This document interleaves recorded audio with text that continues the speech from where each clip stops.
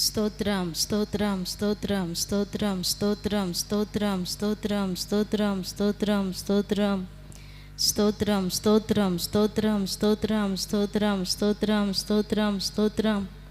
మహాపరిశుద్ధుడా, ప్రేమ కలిగిన తండ్రి, నీ కొందనాలు స్తోత్రమునైనా.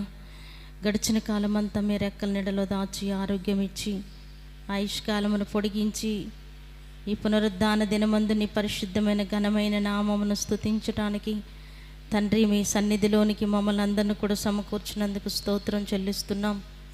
కరెంటును, సిస్టమును, వాతావరణాన్ని మీరు స్వాధీనపరచుకున్నందుకు వందనాలు చెల్లిస్తున్నాం. మందిరములో అడుగుపెట్టుచున్న ప్రతి బిడ్డను మీరు ఆశీర్వదించి దీవించండి. కూడి వచ్చిన నీ బిడ్డలందరిని బట్టి నీకు స్తోత్రం అయ్యా. ఇంకా రావాల్సిన బిడ్డలను త్వరగా తీసుకుని రండి. వారి ప్రయాణం అంతట్లో మీరు తోడయ్యుండి క్షేమంగా తీసుకొస్తున్నందుకే స్తోత్రం చెల్లిస్తున్నాం. పాటల ద్వారా, వాయిద్యముల ద్వారా మీ నామానికి మహిమ తెచ్చుకొనండి అయ్యా. నీకు స్తోత్రం నైనా. ఆరాధన ద్వారా మీరే మహిమను పొందండి. సాక్ష్యముల ద్వారా, కీర్తన భాగము ద్వారా అయ్యా మీ నామానికి మహిమ తెచ్చుకోమని ప్రార్థిస్తున్నాం. మందిరములో అడుగుపెట్టుచున్న ప్రతి బిడ్డను మీ ఆత్మ స్వాధీనములోనికి తీసుకునండి అయ్యా. నీకు స్తోత్రమునైనా. నిన్ను స్తుతించి వారి ఆత్మతో సత్యముతో నిన్ను స్తుతించి ఆరాధించుటకు సహాయం చేయండి. మీ దాసుల నోట మీ వాక్కులను ఉంచండి. కూడి వస్తున్న ఒక్కొక్కరితో వాక్యములో నుండి మీరు మాట్లాడండి.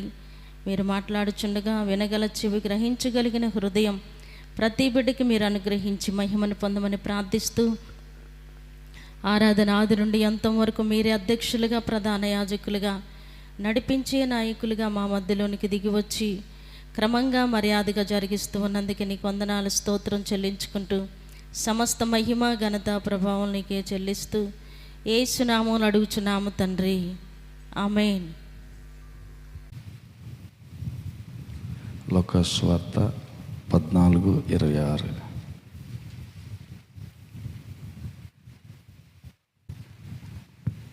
ఆయన వారి తట్టు తిరిగి, ఎవడైనాను నా యొద్దకు వచ్చి తన తండ్రిని, తల్లిని, భార్యను, పిల్లలను, అన్నదమ్ములను, అక్క చెల్లెండ్రను, తన ప్రాణమును సహా ద్వేషింపకుంటే వాడు నా శిష్యుడు కానేరడు.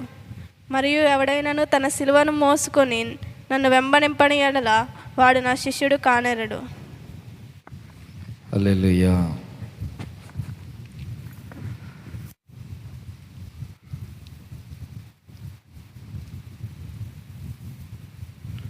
ఇక్కడ మనం గమనించినట్లయితే,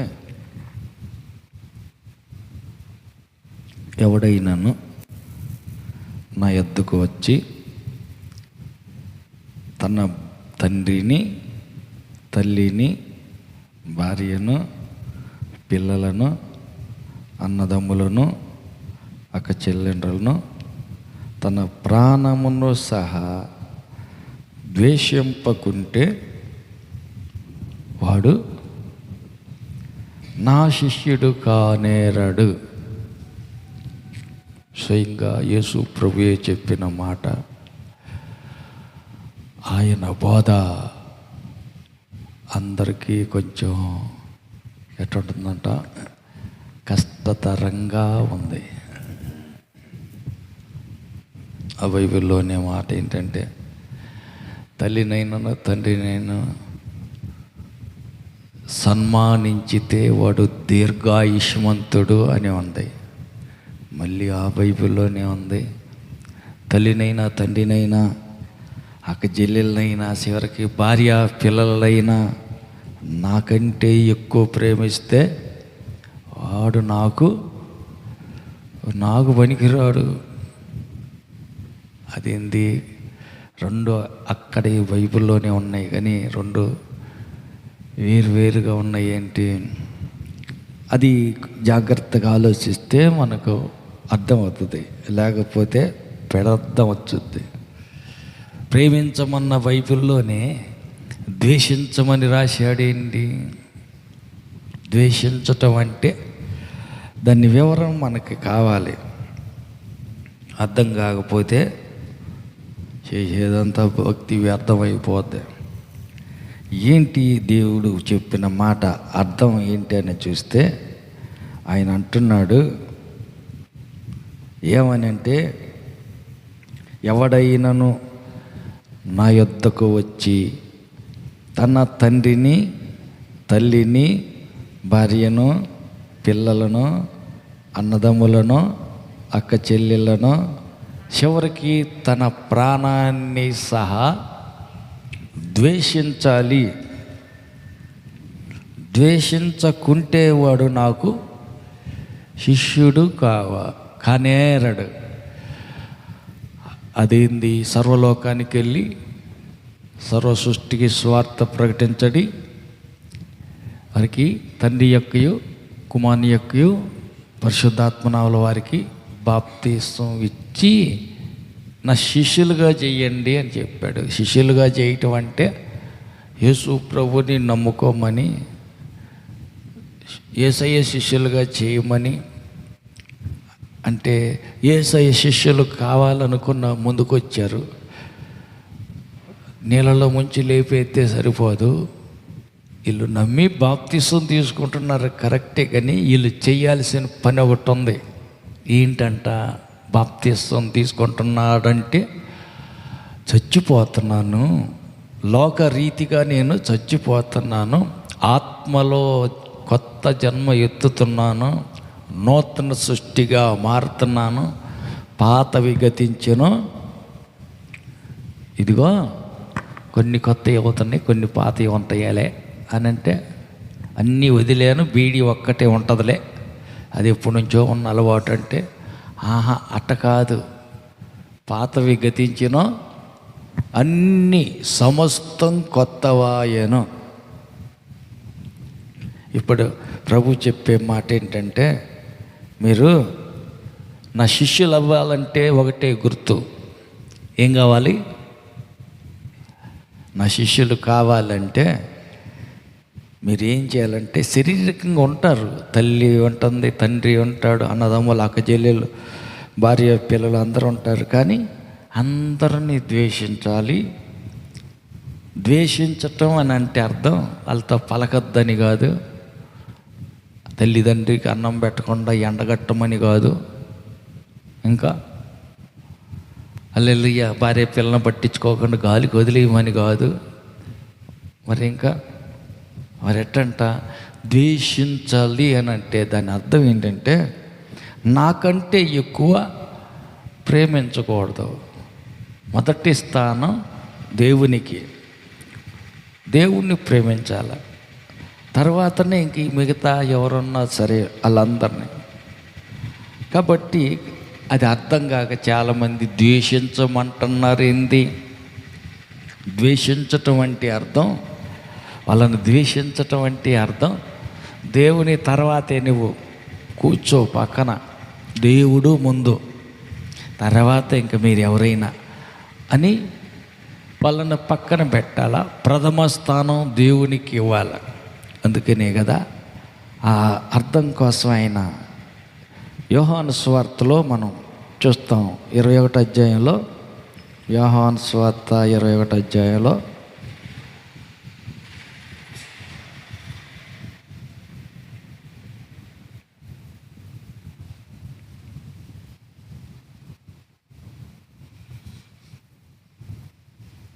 ఆయన యేసు ప్రభు దగ్గరకు వచ్చి పేతురుతో అంటున్నాడు,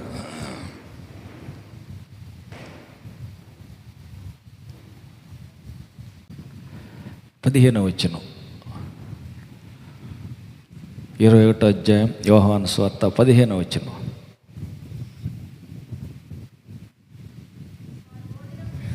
వారు భోజనం చేసిన తర్వాత యేసు సీమోను పేతురును చూసి, యోహాను కుమారుడు అయిన సీమోను, వీరికంటే నన్ను ఎక్కువగా ప్రేమించుచున్నావా అని అడుగగా, అతడు అవును ప్రభువా, నేను నిన్ను ప్రేమించుచున్నానని నీవే ఎరుగుదువని ఆయనతో చెప్పాను. యేసు నా గొర్రె పిల్లలను మేపుమని అతనితో చెప్పాను. ఇక్కడ మనం కొంచెం జాగ్రత్తగా ఆలకిస్తే అర్థమవుద్ది. ఏమని? యేసు ప్రభు చనిపోయి సమాధి గెలిచి లేచాక చేపలు పడడానికి వెళ్తారమ్మని శిష్యులందరిని ఎత్తుకొని పేతురు సముద్రానికి పోయాడు. గోస పెట్టుకొని చేపలకి వల ఇసిరాడు. గోస పెట్టుకొని చేపలు పడుతున్న ఆయన యేసు ప్రభుని చూసి, అదిగో ఆయన యేసు ప్రభు వచ్చింది అని అంటే, అవునా అని ఎగిరి దూకాడు, సముద్రంలో దూకాడు. మళ్ళీ లేచి నెమ్మదిగా పక్కకు ఈదుకుంటూ వచ్చి బట్టలు కట్టుకొని వచ్చి యేసు ప్రభు ఎదురుగా నిలబడ్డాడు. ఆయన అంటున్నాడు, సీమోను కుమారుడు అయిన పేతురు, వీళ్ళందరికంటే నన్ను ఎక్కువగా ప్రేమిస్తున్నావా అన్న. అవునయ్యా, నీకే తెలుసు కదయ్యా. తెలుసుగా, నీకు తెలియంది ఏముంది అంటే ఆయన అంటున్నాడు, నీవు నా గొర్రె పిల్లల్ని మేపు అన్నాడు. హల్లెలూయా. మరలా ఏం చేశాడంట? 16వ వచనం. మరలా ఆయన, యోహాను కుమారుడు అయిన సీమోను, నన్ను ప్రేమిస్తున్నావా అని రెండవసారి ఆయనను అడుగగా అతడు, అవును ప్రభువా, నేను నిన్ను ప్రేమించుచున్నానని నీకు తెలుసుగా, నువ్వే ఎరుగుదువయ్యా. నేను ప్రేమిస్తున్నానే, నిజమే ప్రేమిస్తున్నానయ్యా, అది నువ్వు ఎరుగుదువు కదయ్యా, మళ్ళీ అడుగుతున్నావు ఏంది అంటున్నాడు. అప్పుడు ఆయన ఏమంటున్నాడు? అట్టయితే ఆయన నా గొర్రెలను కాయుమని చెప్పాను. మొదటిసారి అడిగినప్పుడు ఏమన్నాడు? ఎవరిని మేపమన్నాడు? అమ్మా, గొర్రె పిల్లలను మేపు అన్నాడు. ఒక ఆజ్ఞ, ఒక తాళం ఇచ్చాడు. 2, మరలా అడిగాడు, నీకే తెలుసు కదయ్యా, నేను ప్రేమిస్తున్నానో లేదో నీకు తెలుసు కదయ్యా అంటే, అటైతే నా గొర్రెలను కాయి అన్నాడు. పని అప్పగెత్తున్నాడు. ఇంకొక తాళం ఇచ్చాడు, గొర్రె పిల్లల్ని మేపాలి, గొర్రెలని కాయాలి. మళ్ళా 17వ వచనం. 17 మూడోసారి ఆయన, యోహాను కుమారుడు అయిన సీమోను, నన్ను ప్రేమిస్తున్నావా అని అతనిని అడిగాను. నన్ను ప్రేమించుచున్నావా అని మూడవసారి తన్ను అడిగినందుకు పేతురు వ్యసనపడి, ప్రభువా, నీవు సమస్తం ఎరిగినోడివయ్యా, నిన్ను ప్రేమించుచున్నానని నీవే ఎరుగుదువని ఆయనతో చెప్పాను. యేసు, నా గొర్రెలను మేపుము. నీవు యవ్వనస్తుడై ఉండినప్పుడు నీ అంతటా నీవే నడుము కట్టుకొని నీకు ఇష్టమైన చోటుకి వెలుసుంటివి. నీవు ముసలివాడివైనప్పుడు నీ చేతులు నీవు చాపుదు, వేరొకడు నీ నడుము కట్టి నీకు ఇష్టం కాని చోటికి నిన్ను మోసుకొని పోవునని నీతో నిత్యముగా చెప్పుచున్నానని చెప్పాను. హల్లెలూయా. 3 సార్లు అడిగాడు, వీళ్ళందరికంటే ఎక్కువగా నన్ను ప్రేమిస్తున్నావా అని. ప్రేమిస్తున్నా, నీకే తెలుసయ్యా అన్నాడు. అట్టయితే గొర్రె పిల్లలని ఏం చేయమన్నాడు? అయ్యా ఏం చేయమన్నాడు? మేపమన్నాడా, కాయమన్నాడా? మేపాల. గొర్రె పిల్లల్ని మేపాల. అది వాటిని కాసేది ఏం లేదు. దొడ్లు దోలి 2 మండలు కట్టెత్తే ఆ దొడ్లో ఆడే తిరుగుతా ఆకు తిని అక్కడక్కడే ఉంటాయి. కాబట్టి అవి కాసే వయసు రాల, మేత మేసే వయసే. 4 మండలు కాసుకొచ్చి ఏలగట్టి మేపుతమే ఉంటుంది చిన్న పిల్లలకి. అందుకని అందరికంటే ఎక్కువ ప్రేమిస్తే పిల్లల్ని మేపే ఉద్యోగం 2, గొర్రెలను కాసే ఉద్యోగం 3, గొర్రెల్ని ఏం చేయాలంట? గొర్రెలను కూడా కాయాలా, మేపాలా. గొర్రె పిల్లలను మాత్రం మేపాల. 3 ఉద్యోగాలు ఇచ్చాడు, ఈ 3 బాధ్యతలు అప్పగిచ్చాడు. ఎప్పుడు అంటే అందరికంటే ఎక్కువగా యేసుని ప్రేమించేటప్పుడు. హల్లెలూయా. ఎవరు పనికొస్తారు గొర్రెలను కాయటానికి, గొర్రె పిల్లల్ని మేపటానికి, గొర్రెల్ని కాయటానికి ఎవరు పనికొస్తారు అంటే యేసు ప్రభు కరెక్ట్గా ఇక్కడ అంటున్నాడు, అందరికంటే నన్ను ఎక్కువగా ప్రేమించాల, అట్టాటోళ్ళు పనికొస్తారు. హల్లెలూయా. భార్యనైనను, భర్తనైనను, పిల్లలైనను, అన్నదమ్ములైనను, అక్క చెల్లెళ్ళైనను, ఇంకా తన ప్రాణాన్నైనను నాకంటే ఎక్కువ ప్రేమించేవాడు గొర్రె పిల్లలని కాయటానికి, గొర్రె పిల్లల్ని మేపటానికి కానీ, గొర్రెలను కాయటానికి మేపటానికి కానీ పనికిరాడు, వాడు నా శిష్యుడు కాడు. ఎవరు చెప్తున్నారు అమ్మ? మరేమో ఎవరు చెబుతున్నారు? యేసు ప్రభువే చెప్పిన మాట అది. ఏమని? గొర్రె పిల్లలని మేపాల, గొర్రెల్ని కాయాల, మేపాల. ఇవన్నీ చేయాలి అని అంటే ఎవరు పనికొస్తారు, ఎవరు ఉపయోగపడతారు అని అంటే అందరికంటే ఎక్కువ యేసయ్యని ఎవరైతే ప్రేమిస్తారో వాళ్ళు పనికొస్తారు. హల్లెలూయా, హల్లెలూయా, హల్లెలూయా. కాబట్టి నేను గొర్రెలను కొట్టుదును, నేను గొర్రెల కాపరిని కొట్టుదును, గొర్రెలు చెదిరిపోతాయి అని ఒక ప్రవచనం ఉంది. పాత నిబంధన ప్రవచనం ఎత్తి యేసు ప్రభు అంటాడు, ఏమని? నన్ను అన్యుల చేతికి అప్పగెత్తారు, వాళ్ళు కొట్టి సిలువేసి చంపేస్తారు, మీరందరూ చెదిరిపోతారు, అందరూ విడిచిపోతారు అన్నాడు. ఆ మాట వినగానే బుడిక్కన, అందుకే ఈయనకి ఏమంటారు? దుడుకు పేతురా, బుడుకు పేతురా. ఈ దుడుకు ఎక్కువ. అందరికాడికి ముందు నేనుంటా, నేనే ఎత్తుతా చెయ్యి అని ఆయన ముందు లేచి నిలబడి ఆడావుడిగా తొందర చేస్తున్నాడు. ఏమని? ఎవరు విడిచిపెట్టి వెళ్ళిపోయినా ప్రభువా, నేను మాత్రం నీతోటి సావటానికి అని సిద్ధమే, కానీ నేను బానయ్యా, నేను విడిచిపెట్టి ఎక్కడికి బానయ్యా. వాళ్ళే ఓడు పేతురు, ఈ రాత్రి కోడి కోయక ముందే 3 సార్లు ఏసంటే ఎవరు నాకేం తెలుసు, నేను ఎరగనని బొంకుతావు, 3 సార్లు అబద్ధం ఆడతావు, కోడి కొయ్యక ముందే ఆడేస్తావు 3 సార్లు అని చెప్పాడు. కరెక్టే. 3వసారి ఎవరు? నువ్వు యేసుతో కూడా ఉన్నవాడివి కదా అని అంటే ఎరగను ఒట్టు అంటనే ఉన్నాడు, ఇట ఒట్టు అంటనే ఉన్నాడు. సిలువ కొయ్య భుజం మీద మోపి ఆయన్ని తీసుకుని ఆ రోడ్డుని పోతా ఉన్నాడు. ఎదురుగా యేసయ్య కళ్ళి ఆయన చూశాడు, పేతురు కళ్ళి యేసయ్య చూశాడు. పేతురు యేసయ్య ముఖం ఇద్దరు దృష్టి కలిసింది, ఇద్దరు స్కూపులు చూసుకున్నారు, ఒకరినొకరు చూసుకున్నారు. కొకరొక్కో అంది.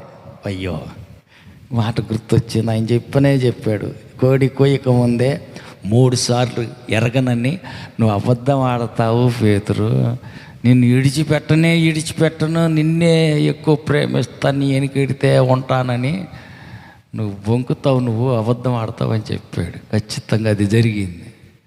ఇంక వెలపలకి వెళ్ళి ఎక్కి ఏడ్చి తల తీసుకెళ్ళి జోర చెట్టుకేసి తల కొట్టుకుని ఏడుతున్నాడు, పశ్చాత్తాపడ్డాడు. హల్లెలూయా, హల్లెలూయా. మిగతా వాళ్ళు ఏమయ్యారు? మిగతా వాళ్ళ పారిపోయారు, ఎటోళ్ళోటి వెళ్ళిపోయారు, అందరూ చెదిరిపోయారు. ఈయన మాత్రం యేసుని మోసుకొని పోతుంటే, యేసు సిలువ వేసి చంపటానికి తీసుకెళ్తుంటే అక్కడ తీర్పోయింది ఇంకొక చోట, ఇక్కడ తీర్పోయింది ఇంకొక చోట. ఎన్ని తీర్పుల్లో తిప్పుతున్నప్పటికీ కూడా 4 స్థలాల్లో తీర్పు తీర్చారు ఆయనకి. ఈయన నీతిమంతుడు, ఈయనలో ఏ అపరాధం మాకు కనపడలేదని తీర్పు తీర్చి చెప్పారు. అన్ని చోట్లకి వెంబడితనే ఎడంగా దూరంగాని ఇనికిడిచి పోతూనే ఉన్నాడు, ఇడిచిపెట్టలా. కాబట్టి దగ్గరగా వెళ్ళలేకపోతున్నాడు. హల్లెలూయా. మొత్తానికి ప్రేమించాడు కాబట్టి ఎరగనని అబద్ధం ఆడానని, అబద్ధం ఆడిన ఆయన తప్పిదానికి ఎమ్మటే గ్రహించాడు, వెంటనే ఒప్పుకున్నాడు. వెలపటకి వెళ్ళి ఎక్కి ఎక్కి ఏడ్చి ఖర్జూర చెట్టుకేసి తల బాదుకొని ఎక్కి ఏడ్చాడు, పశ్చాత్తాపడ్డాడు. అతనిలో ఉన్న లక్షణం అందరికంటే ఎక్కువగా యేసుని ప్రేమించాడు. ఒకటి, యేసుని తిరిగి మరలా చేర్చుకోవటానికి, ఆకర్షించటానికి, యేసు ఎంపిక చేయటానికి అతనిలో కనపడిన మరో లక్షణం ఏంటంటే, తప్పు జరిగింది కరెక్టే, దాచిపెట్టలా, ఆలస్యం చేయాల, అర్జెంటుగా ఒప్పుకున్నాడు. సారీ యేసయ్యా, ఎరగనని 3 సార్లు బొంక్యా, పొరపాటు చేశా, క్షమించయ్యా అని తప్పిదాన్ని వెంటనే ఒప్పుకొని క్షమాపణ కోరుకొని సరి చేసుకునే గుణం అతనిలో ఉన్నది. అందుకే దేవుడు అతన్ని ఎన్నుకోవటానికి కారణమైంది. హల్లెలూయా. అతిక్రమములు దాచిపెట్టువాడు వర్ధిల్లడు. కొంతమంది గుండె బండ, రాతి, హల్లెలూయా, రాయిలాగా ఉంటుంది. ఎంత కఠినమైన గుండె అంటే అమ్మో, హల్లెలూయా.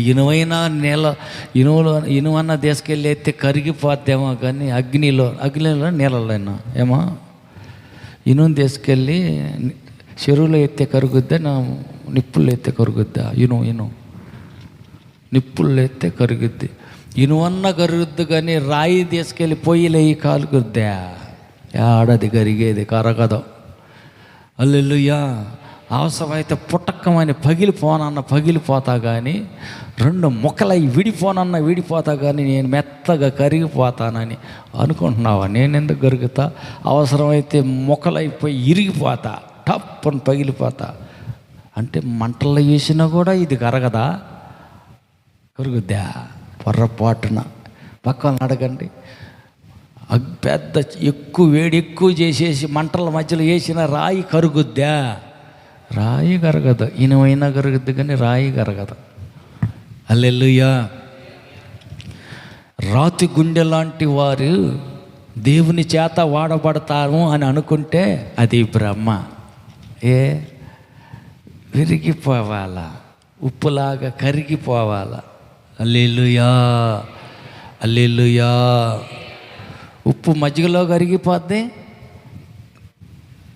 ఇంకా పప్పు చారులో కరిగిపోద్ది, ఇంకా హల్లెలూయా. కొంతమంది పాపం వాళ్ళ అదృష్టం ఏమో కానీ లేస్తే చివరికి అది అలివైతే సొరకాయ ఎప్పుడైనా చేసుకొని తింటారు. సొరకాయ, దోసకాయ ఎప్పుడు కూడా చేసుకొని తింటారు. ఎప్పుడు కూరలో వేసినా కానీ కరిగిపోద్దా లేదా? కరిగిపోద్ది. హల్లెలూయా.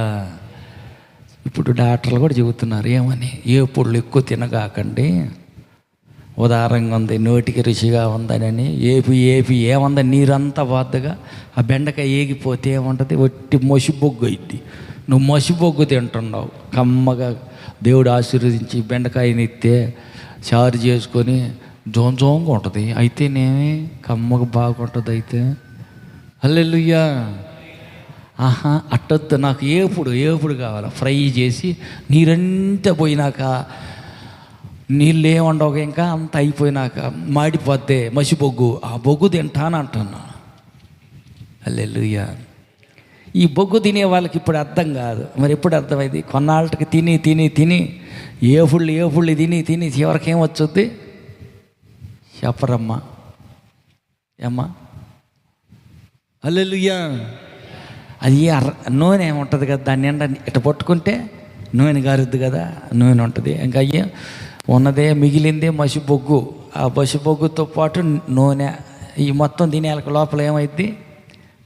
పేరకపోయి క్యాన్సర్ వచ్చుద్ది. చివరికి లాస్ట్లో ఏం తిన్నావమ్మా? ఏపుడు ఫ్రై ఏమైనా తిన్నావా? అంతికే లక్షణం ఇదే కనపడుతుంది. డాక్టర్ చెబుతాడు. హల్లెలూయా. కాబట్టి ఏపుళ్ళు తినేవాళ్ళు కొంచెం జాగ్రత్తగా, ఆసుపత్రి పోవాలి కావాలి రేపొద్దున అందరి చేత్తూ ఎంత భక్తి చేసి ఎంత ప్రార్థన చేసి క్యాన్సర్ వచ్చి వచ్చింది చా ఎందుకు ఈ బతుకు అనిపించుకోకుండా ఉండాలంటే ఏం చేయాలంట, దేవుడిచ్చిన బుర్ర ఉపయోగించి కమ్మగా షారు కూరలు వండుకొని కడుపు నిండా తింటే ఆరోగ్యం బాగుంటుంది. చేతులారు జడగొట్టుకొని ఆసుపత్రికి పోతే దేవుడికే అవమానం కదా. హల్లెలూయా. చెప్పవేనమ్మా, మంచు పడుతుంది, జలుబు చేస్తాను, దగ్గుతా అని సీరియస్కుంటా ఐస్ క్రీమ్ వచ్చింది, ఐస్ క్రీమ్ తీసుకురా అని చెప్పేసి బుర్ర పీక్కొని లాక్కొని ఐస్ క్రీమ్ తింటే జలుబు చేసేదో చేయదా? నాకు ఐస్ క్రీమ్ అంటేనే ఇష్టం, నాకు ఏపుడంటేనే ఇష్టం. బుద్ధి లేని వాళ్ళు ఏం చేస్తారంటే బుద్ధిహీనమైన పనులు చేసి ఆసుపత్రి పాలు, దేవుడికి అవమానం. అలా కాదు, మరి ఏం చేయాలా? దేవుడు ఇచ్చిన కొంత మెదడు ఉందిగా ఉపయోగించుకోవాలా. హల్లెలూయా. మేము తెలియగలం, జ్ఞానం గల్లాలం అని చెప్పేసి ఎప్పుడు చేసుకొని తింటే ఇవి జ్ఞానం అట్ట తెల్లారుద్ది. రేపు క్యాన్సర్లు వచ్చి ఆసుపత్రిలో పాలై అందరి చేత తుప్పుకుని ఊపిసుకొని అవమానంగా చచ్చే కంటే బుద్ధి కలిగి జ్ఞానం కలిగి ప్రతి చిన్న విషయం ప్రార్థన చేసుకుని ఏం చేయాలో ఆలోచన ఇస్తాడు. ఆలోచనకర్త, ఆశ్చర్యకరుడు. కాబట్టి ఆయన ఆలోచన చెబుతాడు, నీకు ఎట్టగా ఏం చేయాలా ఎట్లా చేయాలా అన్నీ చెబుతాడు. కాబట్టి జ్ఞానం కలిగి కడుపు తినే దాంట్లో కూడా జ్ఞానం కలిగి తినాల. హల్లెలూయా, హల్లెలూయా. ఒక ఆయనకు జబ్బు చేసింది, నీసు తినకూడదని చెప్పారు డాక్టర్ గారు. ఇంటికి వచ్చి తింటే ఏమైతే సత్తావో సత్యాలే అన్నాడు. తినేదని అన్నాడు. తిన్నాడు, 4వ రోజే చచ్చిపోయాడు. ఇది చూసావి అంత మూర్ఖమైన పను. డాక్టరు నీకు వచ్చిన రోగానికి నీసు తినకూడదు, అది ఏదేనికమ్మా, కామెరలా పసికెర్లకా? హల్లెలూయా. పసికెర్ల కామెరలా ఏదో అంటారు, పసికెర్ల లేదా లివర్ పసికెర్లా ఏందా? లివరే చెడిపోయిందిరా బాబు అంటే అది మటన్ చికెన్ అది పని చేయలేదు కదా, మొదలే జబ్బు చేసిందిరా బాబు. ఆ వర్క్ చేయలేక లివర్ అయిపోద్దేక, ఆగిపోతే నువ్వు పోతావు అంటే సత్యాలని తిన్నాడు, 4వ రోజు చచ్చిపోయాడు. అందరూ చూసా ఈ మనిషి మూర్ఖత్వానికి బలి అయిపోయాడు, చచ్చిపోయాడు, మూర్ఖుడు అంటారు. హల్లెలూయా. కొంతమంది గుండె కూడా అట్టాగే బండలాగా చేసుకుంటారు. హల్లెలూయా. బండలాగా చేసుకుంటారు. పేతురు హృదయం కరిగినట్టు నెమ్మదిగా నిదానంగా కాకుండా, ఆలస్యంగా కాకుండా, 10 రోజుల తర్వాత కాకుండా ఇమ్మీడియట్గా తప్పు జరిగింది, ప్రభు కళ్ళతో చూశాడు, వెంటనే క్షమాపణ కోరుకున్నాడు, సమాధాన పడ్డాడు. అధికారం అనే తాళం చేతులు చేజిక్కించుకున్నాడు. హల్లెలూయా. కొంతమంది అంత తొందరగా అంత తేలిగ్గా అంత తేలిగ్గా నేను కరగను, నాకు చాలా తెలివితేటలు ఎక్కువ ఉన్నాయి. ఇమ్మటే తప్పు అయింది అనుకో, పోయి మరియమ్మ సారీ క్షమించు అన్నావు అనుకో, మరియమ్మ నెత్తినెక్కి కూర్చుంటుంది. హల్లెలూయా. ఆమె రావాలి నా కాడికి వచ్చి సారీ క్షమించుతావా అని అడిగితే అప్పుడా ఓకే క్షమిస్తాను ఇంక ఓ అని అప్పుడు అంటా నేను. లేదు నీ తెలివి నీ అతి జ్ఞానం తగలబడ, అది తెలివి కాదు, జ్ఞానం కాదు, నీ కఠినత్వం, నీ మూర్ఖత్వం, నీ చేతస్థం, ఇది మంచిది కాదంటే సస్తావరా లివరొత్తే చికెన్ తినకూడదంటే తిని సచ్చాడంటేనే వాడికి నీకు తేడా లేదు. హృదయాన్ని కఠినపరుచుకోకూడదు. తప్పు దొల్లిందంటే, పొరపాటు జరిగిందంటే, మురికి మలినం అంటిందంటే గొర్రెలాగా ఏ గోడకో ఏ చెట్టుకో పోయి ఏం చేయాలా? అమ్మ ఏం చేస్తుంది అది? సహజమే కదా, లోకం కదా, బురద పడుతుందిలే. బురద పడకుండా ఎట్ట ఉంటుంది? హల్లెలూయా, హల్లెలూయా, హల్లెలూయా. ఒక ఆయన తాగుతుంటే ఒరే సారాయి తాగాకరా మంచిది కాదు, మానుకోరా బాబు అంటే పక్కన ఒక ఆమె సలహా చెబుతుంది. ఏమని? అలవాటు అయినాడు వాడు తాగకుండా ఎట్టుంటాడు? వాడికి తాగుతూ ఉంటాడు, వాడు అట్టనే తాగుతుంటాడు. తాగొద్దని చెప్పు బాకు అంటుంది. మరి నేను ఏమేమి ఉర్రా బాబు, అలవాటు అయిపోయిందంట, తాగుతూ ఉంటాడంట. వాడు తాగుతూ ఉంటే తాగొద్దని చెబుతావేంది? చెప్పకూడదు. అలవాటు అయిపోతే ఎట్ట మానుకుంటాడు? తాగని అని చెబుతుంది. అబ్బు అంటే వాడు చావని నేనే బతుకుతాను, వాడు చావాలా? ఎంత ప్రేమ కదా ఇది! దేవుడి ప్రేమ అంటావా దెయ్య ప్రేమ? వాడు సత్తిని చూడాలనే కదా. వాడు బతకటం క్షేమం కాదు, వాడు బాగుండటం నీకు ఇష్టం లేదు, వాడు చస్తేనే బాగుండు అన్నావు కదా. లేదు, దేవుని ప్రేమ వేరుగా ఉంటుంది. హల్లెలూయా. త్వరగా కరిగిపోద్ది దైవీకమైన ప్రేమ. హల్లెలూయా. శత్రువు చెవు తెగి కింద పడితే ప్రేమతో వంగి తీసుకొని చెవును మళ్ళా అతికిచ్చి ప్రేమ చూపించాడు. అది ప్రేమ. యేసు ప్రభు ప్రేమ. అది శత్రువు కదా, చంపడానికి వచ్చారు కదా, సిలువ వేసి మేకులతో కొట్టి చంపేస్తానికి కదా వాళ్ళు వచ్చిన ఉద్దేశం తెలుసుగా. వాడు పగస్తుడని తెలుసు కదా, పట్టుకెళ్తానికే వచ్చాడు కదా, తెలుసు కదా. శత్రువుని ప్రేమించండి, హింసించే వారి కోసం ప్రార్థన చేయండి. కాబట్టి ప్రేమించాడు. చెవు తెగపడిన చెవుని తిరిగి అతికించాడు, ప్రేమ చూపించాడు. అది క్రియారూపంగా అందరికీ చూస్తున్నారుగా, అర్థమవుతుందిగా. అదే యేసు ప్రభు ప్రేమ అంటే అట్ట ఉంటుంది. హల్లెలూయా, హల్లెలూయా. కొంతమంది చానాల క్రితం మీ తోడుకోళ్ళు ఇద్దరు తిట్టుకున్నారుగా. తిట్టుకున్నాం, పలుకోవట్లేదుగా. పలుకోవట్లా. ఇప్పుడు వాళ్ళు ఇల్లు కట్టుకున్నాం, అందరిని పిలుచుకుంటే బాగుంటుంది. ఉన్న 3, 4, 5 అందరు తోడుకోడళ్ళు, అందరు అన్నదమ్ముళ్ళు, అందరూ ఐక్యంగా గృహప్రవేశం చేసుకుంటే బాగుంటుంది. వాళ్ళని కూడా పిలుద్దామంటే వస్తుంది అంటావా, కరుగుద్ది అంటావా? ఒరే కరగపోని, రాకపోని మన బాధ్యతగా చెబుదాం పద అని మిగతా 3 పోయి 3 తోడుకోడలు వెళ్ళి, అమ్మాయి మాది కొత్తగా డాబా కట్టుకున్నాం కదా, ఆ ఇంట్లోకి పోతాం, తప్పకుండా రా, మంగళవారం నువ్వు కూడా రావాలి. హల్లెలూయా, హల్లెలూయా. ఎన్ని సంవత్సరాలు అయిందో ముఖాలు చూసుకొని, అదే ఇల్లా ఇదే ఇల్లా, మధ్యలో గోడే గడ్డం. ఇంట్లో నుంచి ఇటు వచ్చి ఇంట్లోకి వచ్చేటప్పుడైనా కనపడతారా లేదా? కనపడకుండా ఎట్ట? ఆమె కనపడితే ఇటు మొలుకొని ఇటు మెడక ఎర్ర తీసుకుని పోద్ది ఇంట్లోకి. ఎన్ని సంవత్సరాలు అట్టాగా ఉంది కదా. మరి ఇప్పుడన్నా కలిసి ఉందాం, కలిసి గృహప్రవేశం కదా రామంటే నేను రాను. ఏ ముఖం పెట్టుకుని నాకు పంపకొచ్చావు, రమ్మంటున్నావు, నేను రాను. అప్పుడు అన్ని తిట్టి రామంటుంది. యాడికి వచ్చేది, రాలేపండి అని అంటుంది. హల్లెలూయా. ఎంత ప్రేమా హృదయం కదూ అమ్మా, అంతే కదా. ఎంత ప్రేమా హృదయం కదా. నిజంగా యేసు ప్రభువే ప్రత్యక్ష ఆమె గుండెలో ఉండి ఉంటాడు కదా, అంతే కదమ్మా. హల్లెలూయా.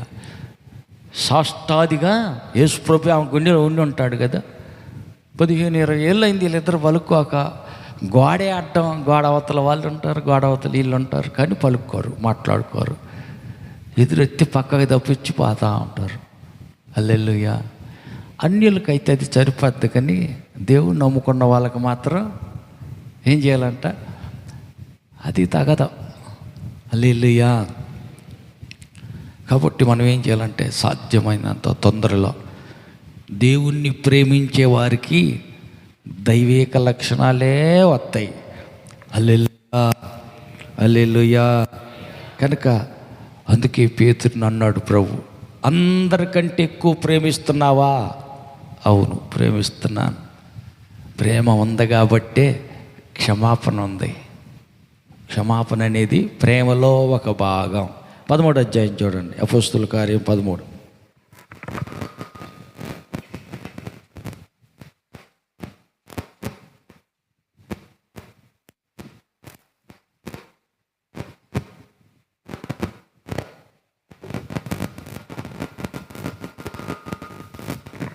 మొదటి కొరింథీ పత్రిక 13వ అధ్యాయం 1 నుంచి మనం ప్రేమను గూర్చి చదువుతూ ఉంటాం. దాంట్లో మొదటి కొరింథీ 13వ అధ్యాయం ఫస్ట్ నుంచి అంతా ఉంటుంది. దాంట్లో ఒక్క మాట కావాలి మనకి.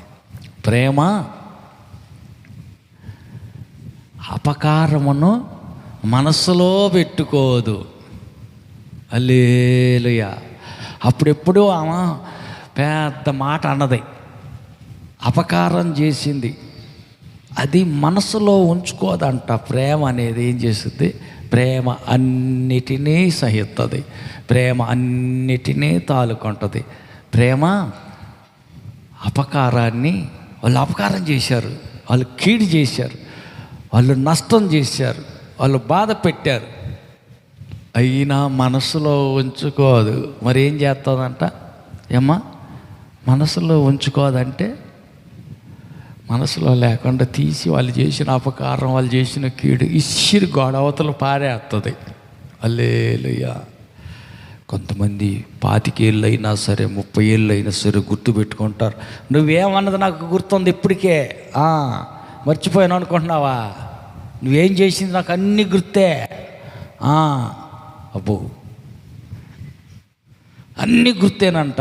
ఏమేం చేసింది, ఏమేమి అన్నది అన్నీ గుర్తున్నాయి. అంటే బయట పారేయలేదన్నమాట. అపకారాన్ని మనసులోనే పెట్టుకుందన్నమాట. మరి యేసయ్య శిష్యులు అవుతారా? ఇల్లు కారా? ఆడ అయ్యేది యేసయ్య శిష్యులు కూడా కారు. ఎందుకని? ఇక్కడ అతుక్కుని పోతే, ఎడ ఎరక్కపోతే, ఎడ గట్టిగా కట్టబడితే, బయటికే రాకపోతే ఇంకా అవతల ఒడ్డుకు చేరేది ఏడ.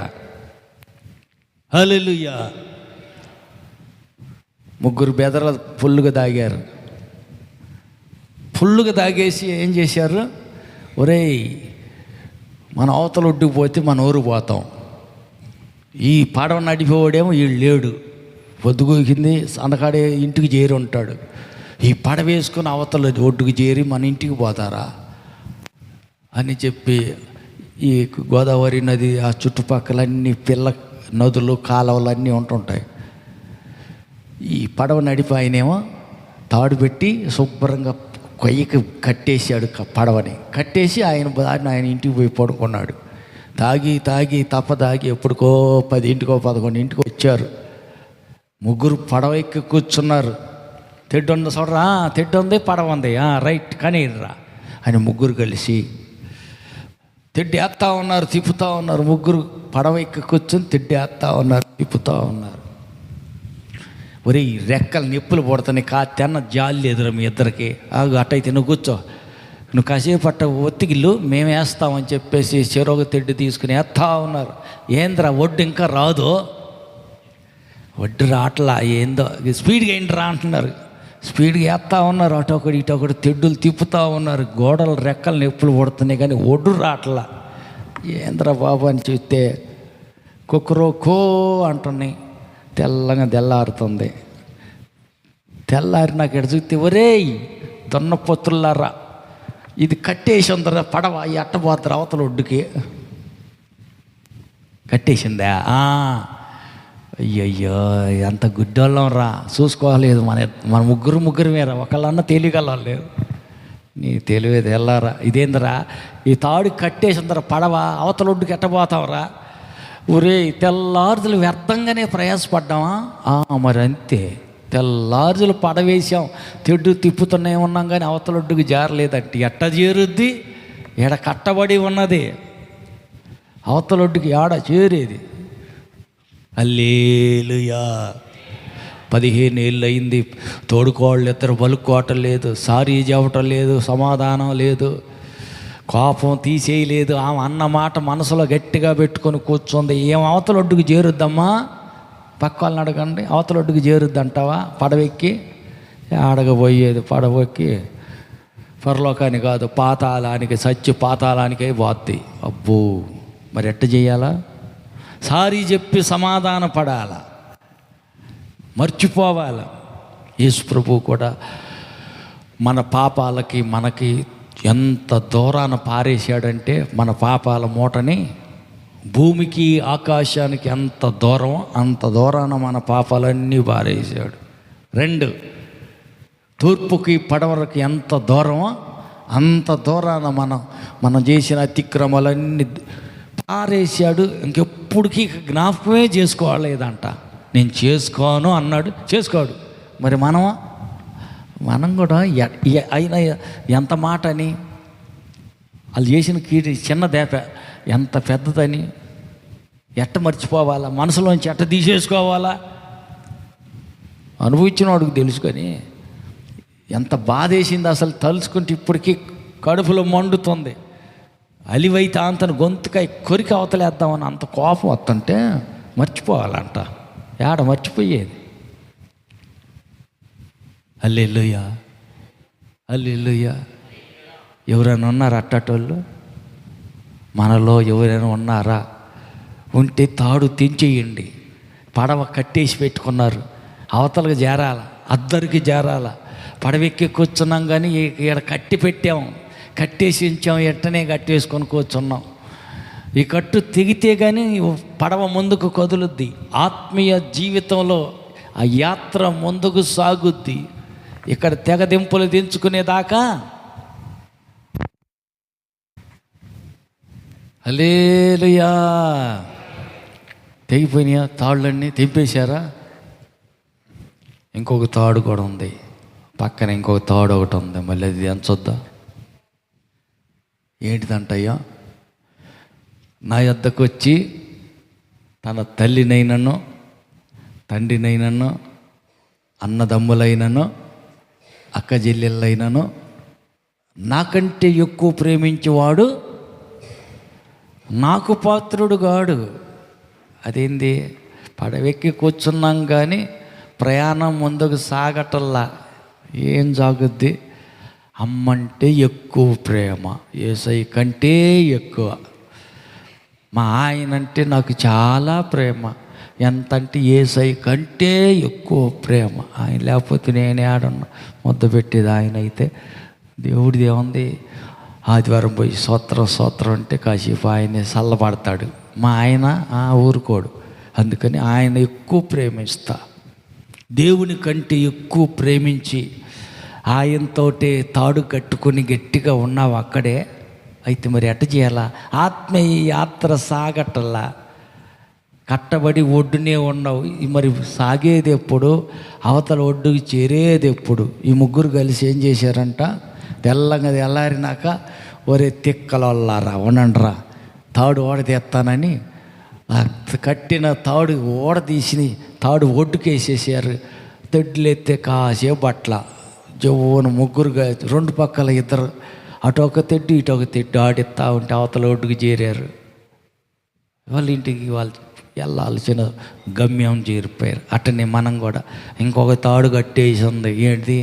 మా ఆడవాళ్ళు అంటే నాకు ప్యానం, మా కొడుకు అంటే నాకు చాలా ఇష్టం, నా కూతురు అంటే అతి ప్రేమ, నా పొలం అంటే అందరికంటే ఎక్కువ నాకు పొలం అంటేనే ఇష్టం. ఏ పొద్దు పొలానే ఉంటా, ఏ పైరు లేకపోయినా అట్ట చూసుకొని వస్తాయి ఎట్టెట్టుందోనని. అయ్యో, దేవుని కంటే ఎక్కువ దేనినైనా ఎవరినైనా ప్రేమిస్తున్నావంటే అది నీకు ఒక విగ్రహం అయింది, అది ఒక బంధకం అయింది. దేవుని కంటే ఎక్కువ ప్రేమిస్తున్నావు కాబట్టి అక్కడ కట్టబడ్డావు.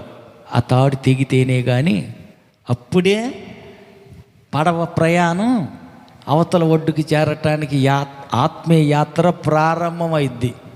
అక్కడి నుంచే ప్రారంభమైద్ది ఆత్మీయ యాత్ర. ఇది ఆనంద యాత్రగా సాగుతుంది.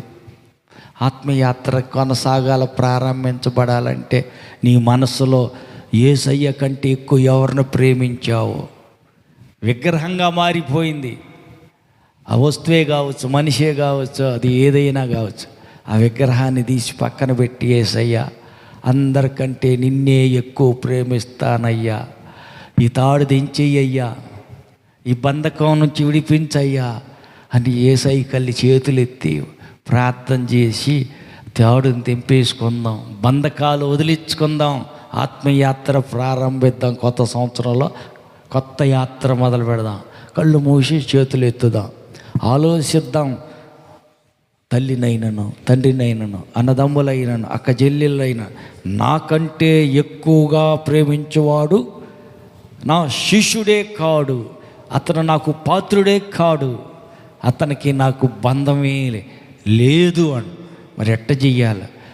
ఈ బంధం తెంచుకుంటే యేసయ్యలో సంపూర్ణంగా వాడలో మిగిలిపోతే, ఆ వాడ ఎటు తీసుకెళ్తే అటు, ఎక్కడికి తీసుకెళ్తే అక్కడికి వెళ్ళిపోవటం జరుగుద్ది. కేవలం వాడలో మనం ఎక్కి కూర్చోవటమే చేయాల్సిన పని. ఆయన ఎటు నడిపించకెళ్తే అటే వెళ్ళిపోతాం. ఎందరూ తన ఆత్మచేత నడిపించబడుదురో వారందరూ ఆయన కుమారులు కుమార్తెలు అనబడతారు. ఆత్మ నడిపించాలి కానీ నువ్వు కాదు నడిపించేది.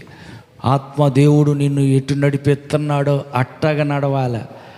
నీ సొంత మనసుతో నిన్ను నీవే నడుపుకుంటూ, పక్కవారు ఎవరో నడిపిస్తుంటే వాళ్ళు మాట ప్రకారం నువ్వు నడుచుకుంటూ ఉంటే కాదు. ప్రభువా ప్రభువును ప్రతివాడు పరలోకంలో చేరడు, కానీ పరలోకమందున్న నా తండ్రి చిత్త ప్రకారం చెయ్యువాడే పరలోకానికి వెళ్ళిపోతాడు. అవును, పరలోకం వెళ్ళాలంటే పరలోకంలో తండ్రి చిత్తం, ఆయన ఇష్టం, ఆయన ఆత్మ నడిపింపు ప్రకారం నడిస్తేనే అద్దరికి చేరతాం, అవతల ఒడ్డుకి వెళ్ళిపోతాం, పరలోకం చేరిపోతాం. కాబట్టి ఇక్కడ వగదింపులు తెంచుకోవాలా, బంధకాలు తెంచేసుకోవాలా. నీకంటే ఎక్కువ నేను ఎవరినైనా ప్రేమిస్తున్నానేమో, ఒప్పుకుంటున్నానయ్యా, క్షమించయ్యా, ఈ బంధకాల నుంచి విడిపించయ్యా, అందరికంటే ఎక్కువగా నిన్నే ప్రేమించటం నేర్పించయ్యా. ఆకాశమందు నీవు తప్ప నాకెవరున్నారు? నీవు నాకు ఉండగా ఈ లోకంలోనిది ఏది నాకు అక్కర్లేదయ్యా, నీవు ఉంటే చాలయ్యా. ఈ లోకం స్నేహం దేవునికి వైరమని మీరు ఎరుగరా? అవును, ఈ లోకంతో స్నేహం, ఈ లోకమునైనను లోకంలో ఉన్న వాటినైనను ప్రేమించువాడు నాకు పాత్రుడు కాడు అని. అవును, ఈ లోకంలో ఉన్న ఏటిని ఎవరిని నేను ప్రేమించకూడదు అంటే దేవుని కంటే ఎక్కువ ప్రేమిస్తే ఈ లోకంతో నేను కట్టబడి ఉన్న వ్యక్తిని, కట్టబడి ఉన్నటువంటి పడవనే అవతల ఒడ్డుకు చేరతాను అనుకుంటే కలే భ్రమే, ఇక్కడే ఉండిపోతా, వెళ్ళలేను. తెగదెంపులు తెంచుకుంటేనే, ఈ బంధకాలు తెంచుకుంటేనే అప్పుడు మాత్రమే పరలోక రాజ్యానికి చేరటానికి వీలు కుదురుతుంది. బంధకాలన్నీ తెంచివేయి నాయనా, ఈ బంధకాలన్నీ తెంచివేయి. నీతో పెనవేసుకున్న అనుబంధం కలిగి నీ కాడి నా భుజం మీదకి ఎత్తుకొని నీ మాట చొప్పున అడుగు ముందుకేసి ఆత్మీయ యాత్ర కొనసాగటానికి కృప దయచేయి. నీ వెళ్ళి నన్ను వెంబడింపగోరిన ఎడల నీ ఆస్తంతా మీ పేదలకు పంచి అప్పుడు వచ్చి నన్ను వెంబడించినట్లయితే నిత్య జీవం పొందుతావంటే, ఆస్తి మీద అధిక ప్రేమ కలిగిన వాడు కనుక, అతడు మిక్కిలి ధనవంతుడు కనుక ఆస్తి మీద అతి ప్రేమను బట్టి వ్యసనపడి యేసుని వెంబడించడం మాని ఆస్తి దగ్గరికి వెళ్ళినట్టు మనం వెళ్ళకూడదు. మనకు ఎంట వెళ్తా ఏది ఎత్తకెళ్ళలేము, కానీ అన్నీ విడిచిపెట్టి వెళ్ళాల్సిందే. క్షయమైపోయేటువంటి వీటి మీద మమకారం, ప్రేమ దేవునితో మనకున్న బంధాన్ని తెంచివేస్తుంది. దేవునితో ముందు కలిసి సాగవలసిన యాత్ర ఆపేస్తుంది. ఎదగనీయకుండా ఆత్మీయ జీవితంలో మరొక మెట్టు పైకి ఎక్కకుండా ఆపేస్తుంది. అందుకే బంధకాలన్నీ తెంచివేయి. నీతో పెనవేసుకున్న సంబంధం కలిగి, నీతో చక్కటి సహవాసం కలిగి, యేసయ్యా ఆత్మీయంగా నేను ఎదగాలి, ఆత్మీయంగా నేను ముందుకు సాగాలి, పరలోకం నేను గమ్యంగా చేరాలి, అట్టి కృప దయచేయమని అడుగుదాం, ప్రార్థన చేసుకుందాం. వెనక్కి తిరిగి చూడొద్దు. ఆజ్ఞ ఉందని తెలిసి కూడా వెనక్కి చూసింది, ఉప్పు స్తంభంగా మారింది. లోతు భార్య ఉప్పు స్తంభం అయిపోయినాక, లోతు కానీ, లోతు భార్య, లోతు పిల్లలిద్దరు కానీ అమ్మలేని బతుకు ఇంకెందుకు, ఇక్కడే మేము కూడా ఆగి ఉప్పు స్తంభాలై చచ్చిపోతామని ఆగిపోలా. భార్యే ఉప్పు స్తంభం అయి చచ్చిపోయినాక భార్య లేని బతుకు నాకెందుకు, ఆమె ఉప్పు స్తంభం అయిపోతే ఆమె లేకపోతే ఇక నేనెందుకని లోతు అక్కడే ఉప్పు స్తంభం పక్కన నిలబడి లేరు. నడిపించే దూత చేతులకి చేతులు అప్పగించుకున్నారు. దూత నడిపించిన చోటకి, దేవదూత తీసుకెళ్ళిన స్థలానికి వాళ్ళు వెళ్ళారు. కాలి బూడిద కాబోతున్న సొదొమ గొమొర్రా నుంచి దూరంగా దూత తీసుకెళ్ళిన చోటుకి వెళ్ళారు, వాళ్ళు బ్రతికారు. మనం కూడా అలాగా నశించిపోతున్న ఈ లోకాన్ని విడిచిపెట్టి నిత్య జీవానికి, పరలోకానికి వెళ్ళాలి. దూత నడిపింపులో, దేవుని ఆత్మ నడిపింపులో ముందుకు సాగాలి. అట్టి ధన్యత ఇమ్మని అడుగుదాం, ప్రార్థన చేసుకుందాం. మూర్ఖత్వాన్ని బట్టి మూర్ఖుడైన భర్త చచ్చిపోయినప్పటికీ తన భార్య అబీగయలు దీనత్వాన్ని బట్టి, తగ్గింపును బట్టి భర్త తరపున క్షమాపణ కోరుకొని సాగిలపడి దావీదుతో క్షమాపణ కోరుకొని సమాధానపడి పశ్చాత్తాపడినందుకు క్షమాపణ దొరికింది. తనను, తన బిడ్డలను, కుటుంబాన్ని రక్షించుకోగలిగింది. మూర్ఖుడైన తన భర్త మూర్ఖత్వానికి బలి అయి చనిపోయాడు. కానీ ఆమె తగ్గింపును బట్టి, ఆమె పాప క్షమాపణ ఒప్పుకోలును బట్టి తన ప్రాణాన్ని దక్కించుకుంది, తన బిడ్డల ప్రాణాలు దక్కించుకోగలిగింది. మనం కూడా మూర్ఖత్వంతో ఎక్కడైనా నోరు జారామా, చెయ్యి జారామా, ఎక్కడైనా దేవునికి విరోధంగా నోరు తెరిచామా, క్షమాపణ కోరుకొని దేవునితో సమాధానపడి అతిక్రమములన్నిటి నుంచి నన్ను విడిపించు, నా కుటుంబాన్ని రక్షించు, నా బిడ్డల స్వస్థపరచు, రక్షణ కలుగు చేయమని అడిగి దేవుని యొద్ద మళ్ళీ మనం తగ్గించుకున్నాం. సాగిలపడి అబీగయలు సాష్టాంగపడి నమస్కారం చేసి క్షమాపణ కోరుకున్నట్టు దేవుని యొద్ద మనల్ని మనం తగ్గించుకొని క్షమాపణ కోరుకుని దేవునితో సమాధాన పడదాం. ఆత్మీయంగా ముందుకు సాగటానికి, ఆత్మీయంగా ఎదిగి వర్ధిల్లడానికి నీ కృప దయచేయమని అడిగి ప్రార్థన చేసుకుందాం. ఆమేన్. కనికరపూరుడైన దేవా, నీకు వందనాలు. ఇంతవరకు నీ బిడ్డలు చేసిన ప్రతి ప్రార్థన, విజ్ఞాపన ఆలకించినందుకై నీకు వందనాలు ప్రభువా. లోకంతో స్నేహం నాకు వైరం కాదా అని చెప్పబడిన నీ లేఖనాన్ని బట్టి నీకు స్తోత్రం. లోకంలో ప్రేమించు వానిలో దేవుని ప్రేమ ఏమాత్రం నిలవనేరదని, నాకంటే ఎవరినైనాను దేనినైనాను ప్రేమించు వారికి నాకు పాత్రులు కానేరరు, నా శిష్యులు కారు.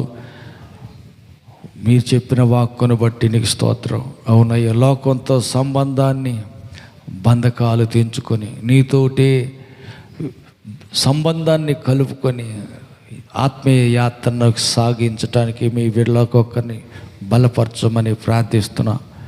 ఈ లోకంతో సంబంధాన్ని కలిగినట్లయితే నీతో సంబంధం మాకు కలుగదు కనుక లోక స్నేహాన్ని విడిచిపెట్టి దేవా నీతోటే స్నేహం, సహవాసం, సంబంధం కలిగి ఈ ఆత్మయాత్రలో ముందుకు సాగటానికి అద్దరికి చేరు పర్యంతం నీ ఆలోచన చొప్పున నీ ఆత్మ నడిపింపులో ముందుకు సాగి నిత్య జీవంలో చేరి సదాకాలం యుగ యుగాలు పరలోకంలో ఉండే ధన్యత, భాగ్యం కుడి ఇచ్చిన నీ బిడ్డలందరికీ దయచేయమని కోరుతూ వారి ప్రార్థనలన్నిటికీ సమాధానం ఇచ్చినందుకు స్తుతిస్తూ మహిమతో మధ్యాకాశానికి రానున్న మా ప్రభు రక్షకుడైన యేసు నామములో ప్రార్థించి వేడుకుంటున్నాము తండ్రి.